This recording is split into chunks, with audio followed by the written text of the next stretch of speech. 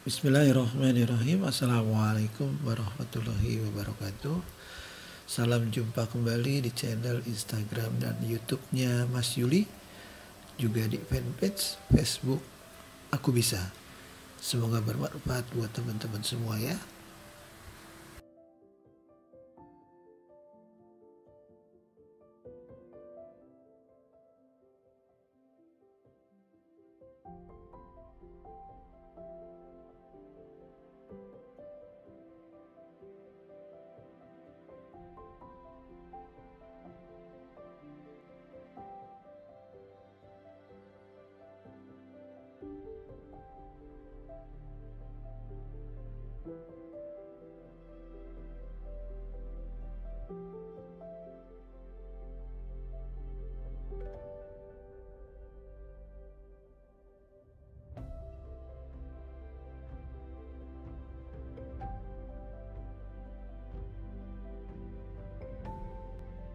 Baik teman-teman mahasiswa, kali ini selama 2 pertemuan, yaitu pertemuan 4 dan 5, kita akan membahas sebuah materi yang sangat penting untuk bisnis plan, merencanakan bisnis bagi pengusaha muda, yaitu proposal bisnis model kanvas.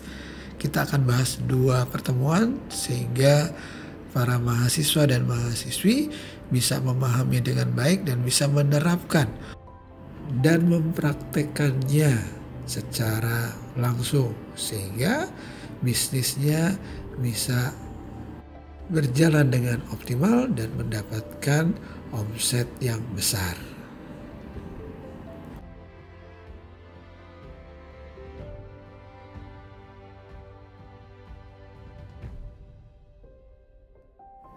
Bisnis plan atau perencanaan bisnis sangat penting dilakukan pada tahap awal seorang entrepreneur untuk melakukan usaha.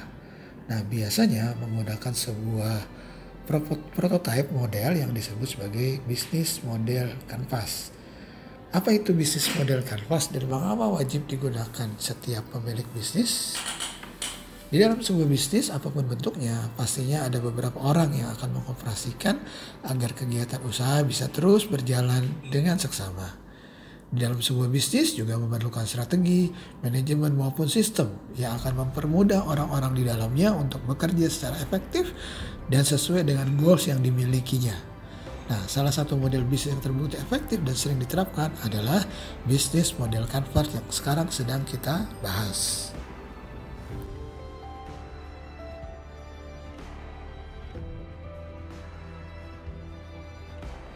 Apa sih sebenarnya bisnis model kanvas itu?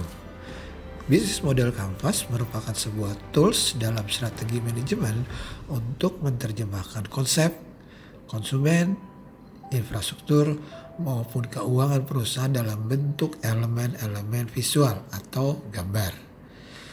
Nah, konsep bisnis model kanvas mengandalkan gambar-gambar ide sehingga setiap orang yang dapat memiliki pemahaman yang sama dan real terhadap tipe-tipe konsumen mereka, pengeluaran biaya, cara bekerja perusahaan, atau dan lain sebagainya. Lalu, apa keuntungan buat perusahaan atau buat entrepreneur kalau menerapkan bisnis model kanvas? Banyak yang bilang, paling-paling bisnis model ini sama dengan bisnis model yang lain. Nah, teman-teman mahasiswa, jika dilihat lebih teliti nanti, bisnis model kanvas akan membagi hal-hal penting ke dalam beberapa bagian modul yang sangat jelas. Hal ini akan memudahkan para pelaku bisnis dalam berbagai aspek dan bisa diterapkan oleh perusahaan baik skala besar maupun skala yang paling kecil sekalipun.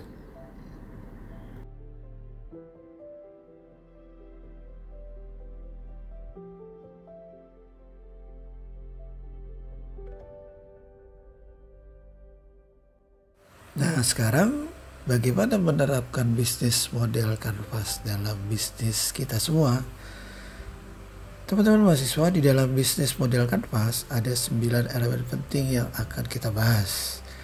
Nah, 9 elemen itu akan mengarahkan kita semua untuk menentukan sistem kerja bisnis sekaligus memeriksa apakah aktivitas bisnis kita sudah berjalan sesuai dengan sistem yang direncanakan.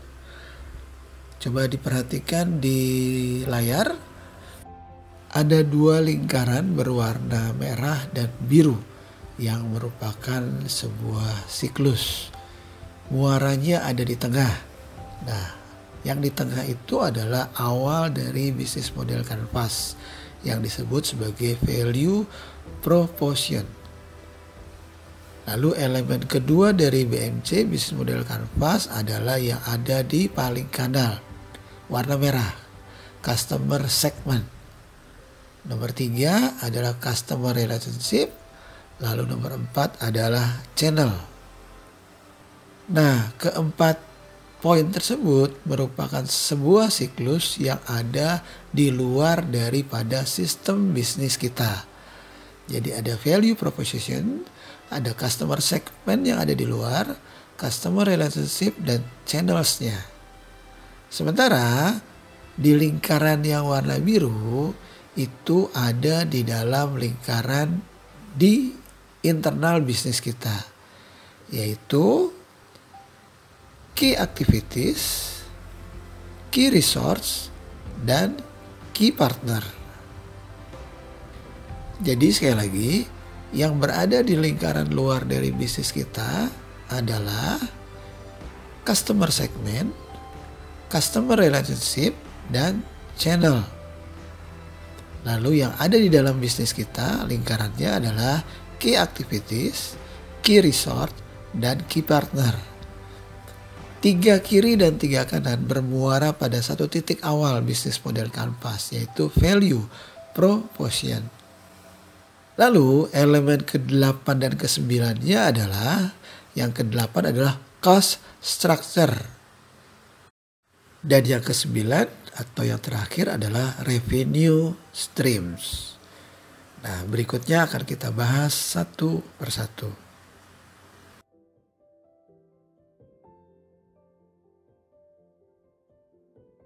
Oke, sekali lagi kita ulang ya. 9 elemen model bisnis kanvas. Yang pertama yang ada di tengah adalah value proposition, yaitu what do you do? Nilai manfaat apa yang Anda tawarkan kepada konsumen, atau hal-hal apa yang membedakan bisnis Anda dengan orang lain. Ini merupakan start awal ketika kita membangun sebuah bisnis, yaitu nilai manfaat bisnis kita.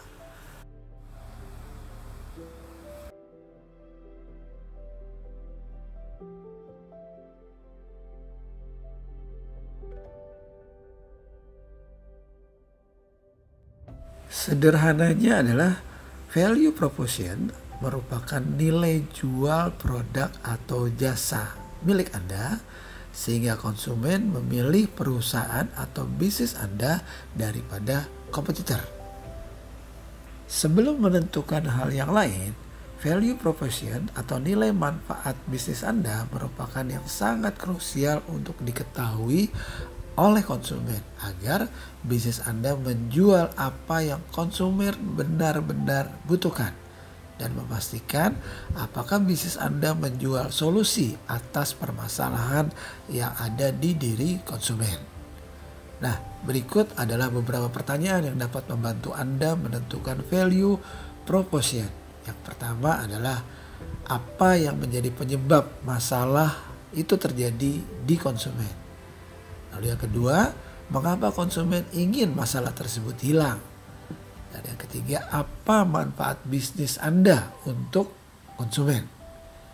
Ini poin terpenting ketika kita menjalankan sebuah bisnis, yaitu sekali lagi nilai manfaat bisnis Anda pada konsumen.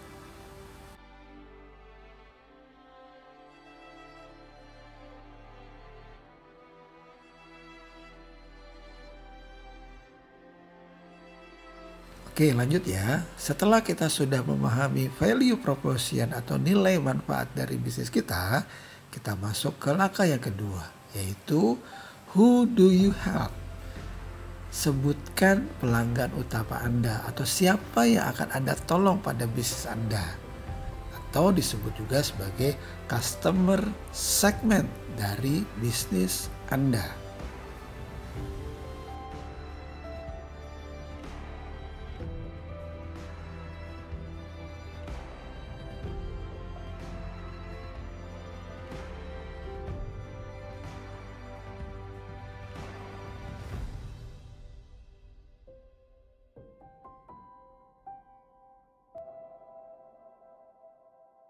Jadi paham ya, yang kedua adalah tahap menentukan customer segment. Tahap pertama tadi yang namanya value proposition itu saling berkaitan erat dengan segmentasi konsumen dari bisnis Anda. Nah, target konsumen bisa dibagi menjadi berbagai segmen sesuai dengan kebutuhan bisnis Anda. Contohnya bisa berdasarkan usia, bisa berdasarkan gender, bisa berdasarkan hobi maupun tingkat konsumerisme dari konsumen. Lalu, bagaimana cara mengetahui secara spesifik target konsumen kita? Nah, berikut adalah beberapa pertanyaan yang bisa membantu Anda untuk menentukan target konsumen diri Anda atau target konsumen bisnis Anda. Yang pertama adalah, kepada siapa solusi Anda paling memberikan dampak positif? Yang kedua, apakah solusi dari bisnis Anda cocok untuk perorangan atau bisnis yang lain? Yang ketiga, bagaimana karakter perorangan atau bisnis Anda tersebut? Berikutnya, solusi bisnis Anda apakah cocok untuk laki-laki atau perempuan atau keduanya? Dan yang terakhir adalah berapa umur target segmen dari bisnis yang Anda sasar atau targetkan.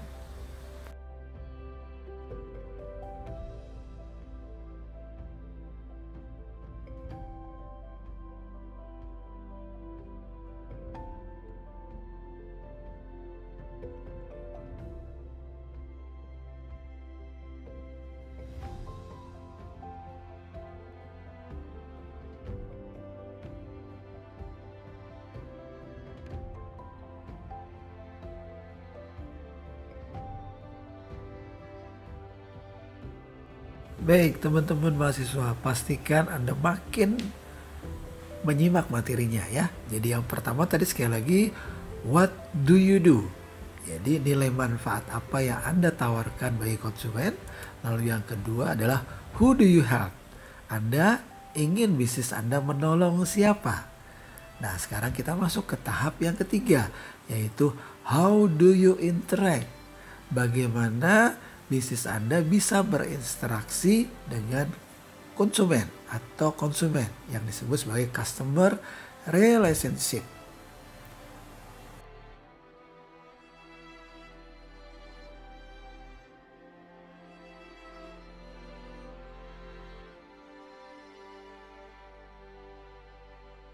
Kita sudah sampai tahap ketiga ya dari bisnis model Canvas. Di dua tahap tadi kita sudah menentukan value proposition dan segmentasi konsumen. Nah sekali lagi selanjutnya adalah kita memahami konsumen kita dan bagaimana mendekati mereka. Cara mendekati konsumen ada banyak cara, baik secara personal, by phone, media sosial, dan lain sebagainya. Di dalam customer relationship, Anda dapat mengetahui cara apa yang paling efektif untuk berinteraksi dengan konsumen maupun calon konsumen bisnis Anda. Misalnya, Anda punya bisnis online yang menjual produk aksesoris rambut dengan target usia 18-25 tahun. Tentunya, target konsumen Anda adalah perempuan atau wanita yang suka berdandan atau berpenampilan rapi. Lalu, bagaimana membuat mereka mau membeli produk aksesoris rambut bisnis Anda atau milik Anda? Dengan memberikan informasi seputar perawatan rambut, tips mengikat rambut, dan lain sebagainya. Cara termudah menjangkau konsumen milenial adalah dengan berinteraksi mereka melalui channel-channel milik mereka atau media sosial yang sering didatangi oleh target konsumen Anda, yang sering di-follow. Berkomunikasilah sesuai dengan bahasa mereka, era milenial misalnya, dan memberikan konten-konten yang relevan dengan interstik dari mereka sesuai dengan karakter dan usia mereka.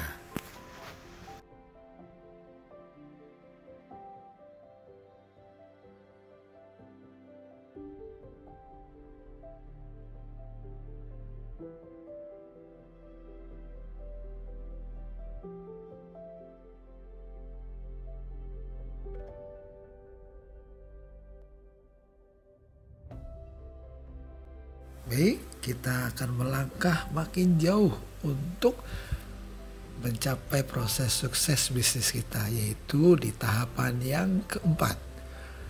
Sebelumnya kita flashback dulu ke depan ya. Tahap yang pertama adalah ketika kita menjalankan bisnis, merencanakan bisnis adalah what do you do? Nilai manfaat apa yang akan kita lakukan buat konsumen. Lalu yang kedua, who do you help? Kita ingin menolong siapa dalam bisnis kita. Yang ketiga adalah how do you interact? Bagaimana kita berinteraksi dengan konsumen. Nah, sekarang kita masuk ke tahap yang keempat, yaitu how do you reach them? Bagaimana kita menemui konsumen? Yaitu distribution channel. Channel-channel apa? Lokasi-lokasi di mana kita bisa berinteraksi atau bertemu dengan konsumen.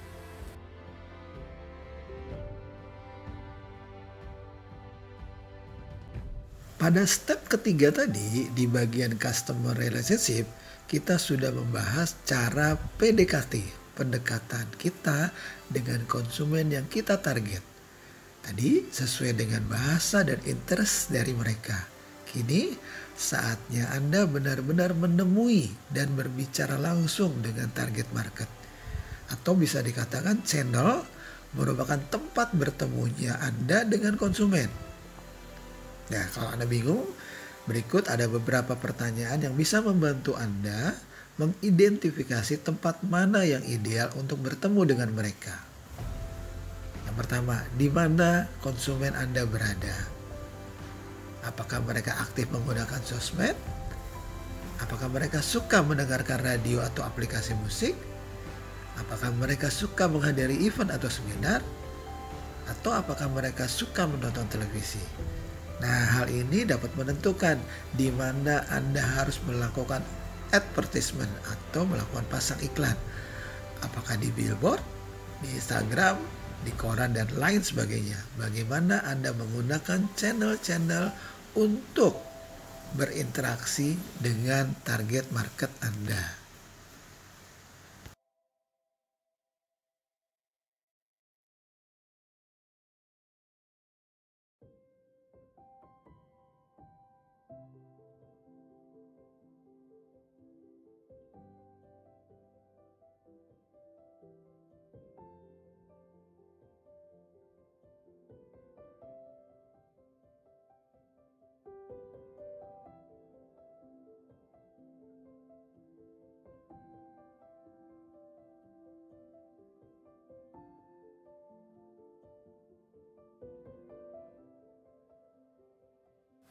Nah, sekarang setelah kita sudah tahu what do you do terhadap bisnis kita, what do you help, siapa customernya, how do you interact, dan how do you reach them. Nah, tahapan yang kelima adalah how do you do it.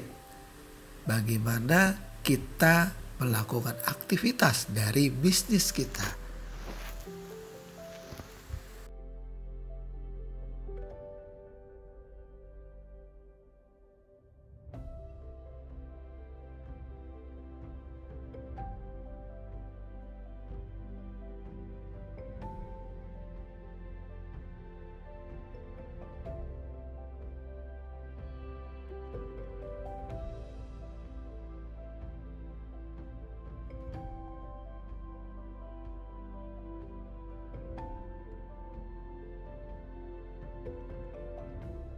Tahapan kelima atau key activities merupakan aktivitas bisnis Anda yang dijalankan sehari-hari agar dapat mencapai value proposition.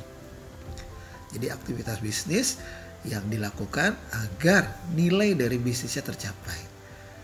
Nah, berikut beberapa panduan pertanyaan yang perlu Anda jawab ketika Anda ingin menentukan aktivitas bisnis apa. Yang pertama adalah aktivitas bisnis seperti apa yang dapat diterapkan di dalam bisnis Anda untuk membantu Anda agar konsumen puas. Yang kedua, bagaimana dengan distribusi produk atau jasa Anda kepada konsumen? Dan yang ketiga adalah apakah Anda memiliki tenaga ahli untuk menjalankan kegiatan perusahaan tersebut. Jadi key activities adalah langkah-langkah yang kita jalankan supaya bisnis kita terpuaskan atau memuaskan si konsumen kita.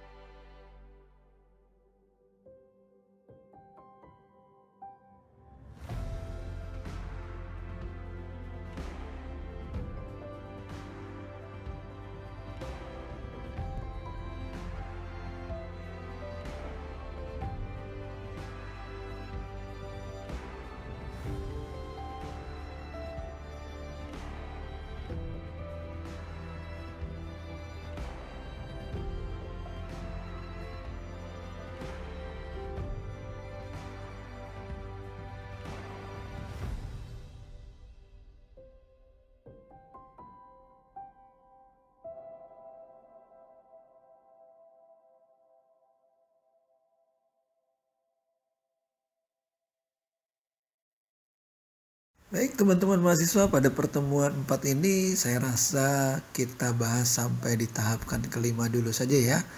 Jadi dari 1 nilai bisnis, 2 pelanggan utama, 3 hubungan dengan pelanggan, 4 saluran distribusi, dan yang kelima adalah aktivitas utama. Step ke-6, 7, 8, dan 9 kita akan lanjutkan pekan depan. Ya, jadi kita sudah selesaikan sampai dengan step kelima dari 9 langkah untuk menyusun bisnis model kanvas.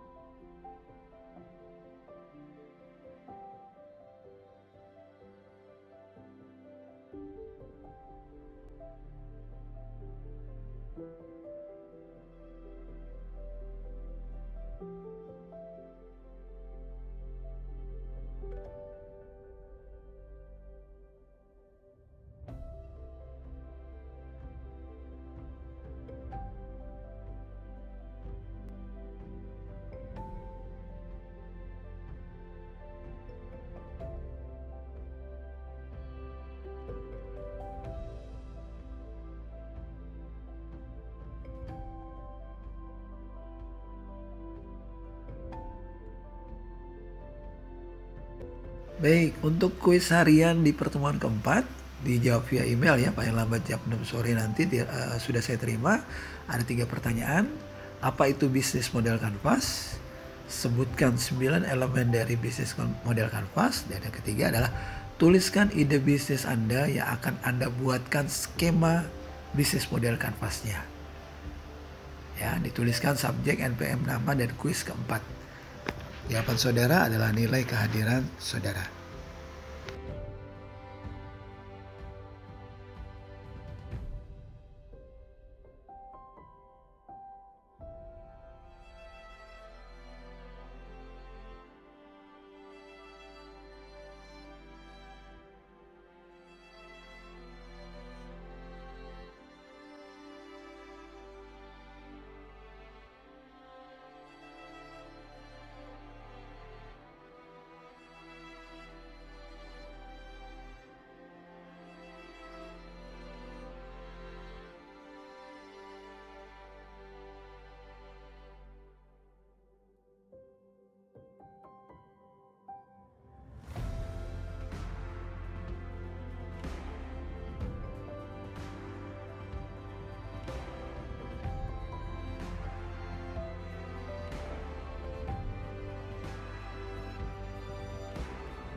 Sebagian latihan teman-teman mahasiswa untuk membuat bagian bisnis model kanvas. Anda silakan membuat bisnis model kanvas sampai dengan poin kelima dengan tabel ya, seperti tabel yang ada dicontohkan tadi di materi. Boleh ditulis dengan tangan, lalu nanti difoto ya. Nah, bisnis model kanvasnya sampai dengan poin kelima aja. Lalu ide bisnis